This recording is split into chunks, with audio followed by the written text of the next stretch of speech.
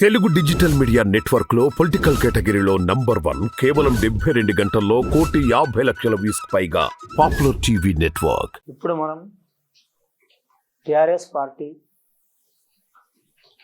MLA Tanneeru Harish Rao గారి జ్యోతిష్య బలం ఎలా ఉందో భూత భవిష్యత్తు వర్ధమానం ప్రశ్న శాస్త్రం చూద్దామండి. మన జానకిరామ్ని అడిగి జానకిరామ్ తన్నీరు హరీష్ రావు గారి జ్యోతిష్య బలం ఎలా ఉంది చూడు, ప్రశ్న శాస్త్రం శుభయోగం అశుభయోగం చూడు. హరీష్ రావు గారి జాతకంలో చెప్పాలంటే మాత్రం సబ్కా మాలిక్ ఏకాయ అన్నట్టు వారి జాతక బలంలో చూడాలంటే మాత్రం ముఖ్యంగా మాత్రం షిరిడి సాయిబాబా వచ్చి నుండి శుభయోగంలా వారి జాతకానికి తన్నీరు హరీష్ రావు గారి జ్యోతిష బలంలో చూడాలంటే మాత్రం వారి రాజకీయ జీవితంలో మాత్రం చాలా అటుపోట్లు ఎదుర్కొన్నారండి. అలాగే మాత్రం ఓటమి శాతం తక్కువైతే మాత్రం గెలుపు శాతం ఎక్కువైంది వారి జాతక బలంలా. కానీ అష్టమ స్థానంలో శని నడిచినందువలన మాత్రం ఇప్పుడు జరిగిన ఎలక్షన్లో మాత్రం నవంబర్ నెలలో చాలా వరకు వారికి నిరాశకరమైన పరిస్థితి వచ్చింది. అయినా సరే మాత్రం వారు ఈ సిద్దిపేట ప్రాంతంలో గెలిచినారు. సిద్దిపేట ప్రాంతాన్ని మాత్రం అద్భుతంగా #1 స్థానంలో వారు అభివృద్ధి చేసినారు. ఒక సిద్దిపేట ప్రాంతమే కాదు, అన్ని ప్రాంతాల గురించి ఆలోచించి, రాష్ట్రం గురించి ఆలోచించి, ప్రజల గురించి ఆలోచించి, కుటుంబ సభ్యుల గురించి ఆలోచించి, అన్ని పార్టీల తరపు నుంచి మాత్రం కలుపుకొని మాత్రం వారు ప్రతిపక్ష నుంచి మాత్రం #1 స్థానం అయ్యే అవకాశం ఉన్నదండి. వారికి ముఖ్యంగా మాత్రం అందరికంటే మాత్రం వారు ప్రతిపక్షంలో మాత్రం #1 స్థానం అయ్యే అవకాశం ఉంది. ప్రతి విషయాన్ని మాత్రం కుండ పలగొట్టినట్టు మాత్రం మాట్లాడే అవకాశం ఉంది. అది ఎవరైనా కావచ్చు, అది ఏ ఎమ్మెల్యే కావచ్చు, ఏ మినిస్టర్ కావచ్చు, ముఖ్యమంత్రి కావచ్చు, కానీ మాత్రం కట్టే విరకుండా, పాము చావకుండా, చెప్పే మాట సుత్తి లేకుండా మాట్లాడే అవకాశం ఉందండి. అలాగే వారి జాతకంలో రాజయోగం చాలా వరకు ఉన్నదండి. ప్రజెంట్ ఇప్పుడు నడుస్తున్న యోగం పార్టీ మీద గడ్డు కాలం నడుస్తుంది కాబట్టి చాలా ఇబ్బందులు వచ్చినాయి. టీఆర్ఎస్ పార్టీ అని ఉండేది, కానీ ఆ టీఆర్ఎస్ పార్టీని మాత్రం రాష్ట్రపరంగా కాకుండా మాత్రం బీఆర్ఎస్ పార్టీ అని చేసినారు. ఈ బీఆర్ఎస్ పార్టీ మూలంగా మాత్రం చాలా వరకు అనుకూలత వాతావరణం రాలేదండి, చికాకులు వచ్చినాయి. ఇంకా టీఆర్ఎస్ పార్టీ మీదనే నడిస్తే మాత్రం చాలా వరకు శుభయోగం ఉంటుంది వారి జాతక బలానికి.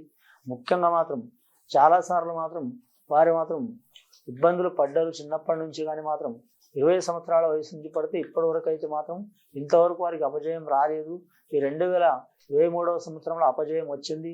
అపజయాన్ని మాత్రం ఇంకా వారు ఉపాయంతో మాత్రం ఒక్కొక్క మెట్టు ఎక్కి మాత్రం అనుకున్నది సాధించే అవకాశం ఉంది. సాధించి పార్టీ కోసమే కాకుండా, అతని పదవి కోసమే కాకుండా, రాష్ట్ర ప్రజల కోసం, నియోజక ప్రజల కోసం, అలాగే మాత్రం ఇచ్చిన ప్రతిపక్షాల హామీల కోసం, అలాగే నిరుద్యోగుల కోసం, అలాగే స్త్రీల కోసం, బాలికల కోసం, అలాగే చూడాలంటే మాత్రం వృద్ధుల కోసం, దివ్యాంగుల కోసం, అన్ని విషయాల గురించి వారు కూడా కులంకుశంగా చర్చించి అందరితో మాత్రం ఖచ్చితంగా మాత్రం పాటించి వారు సాధించే అవకాశాలు ఉన్నాయండి. వారి పేరు మీద #1 స్థానం మాత్రం ప్రతిపక్షంలో మాత్రం #1 స్థానం అతను అయ్యే అవకాశం ఉందండి.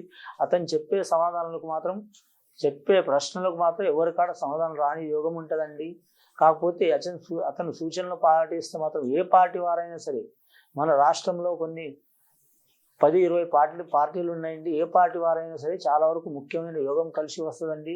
అలాగే మాత్రం వారి పార్టీ టీఆర్ఎస్ పార్టీ వారు కూడా మాత్రం ఎవరైనా కావచ్చు, పెద్దవారు కావచ్చు, చిన్నవారు కావచ్చు, వారికంటే గొప్ప స్థానంలో ఉన్నవారు కావచ్చు, మామూలు స్థానంలో ఉన్నవారు కావచ్చు, కానీ హరీష్ రావు పేరు బలం ప్రకారం నడిస్తే మాత్రం చాలా వరకు తిరిగి ఉండదండి. కానీ పూర్వ వైభవం మాత్రం ఈ టీఆర్ఎస్ పార్టీకి వస్తుంది. మన ప్రజలకు కూడా సహకారం అయ్యే అవకాశం ఉంది. వారున్న టైంలో మాత్రం, టీఆర్ఎస్ పార్టీ ఉన్న టైంలో మాత్రం చాలా వరకు శుభ ఫలితాలు చేసినారు. కానీ మాత్రం 50% పనులు అయినాయండి, 50% నిలిచిపోయినాయండి. అన్ని పనులు మాత్రం ఏ నాయకులతోని కాలేవండి. ఏదో ఒక పని చేస్తుంటే ఒకటి అడ్డం వస్తూనే ఉంటుంది. అసలు అడ్డంకాలు వచ్చినాయి, అడ్డంకులు తట్టుకొని ఇంకా నిలబడి నడిపించాలనుకున్నారు రైతుల గురించి, అందరి గురించి. కానీ మాత్రం అడ్డంకాలు వచ్చినాయి. ఇంకా వారికి ఛాన్స్ ఉందండి రాబోయే కాలంలో మాత్రం. కానీ మాత్రం సర్పంచ్ ఎలక్షన్లో కావచ్చు, అలాగే లోక్సభ ఎలక్షన్లో కావచ్చు, వారికి చాలా వరకు మాత్రం మంచి రిజల్ట్ వచ్చే అవకాశం ఉంది, కలిసి వచ్చే అవకాశం ఉన్నదండి. శుభం భూయాత్.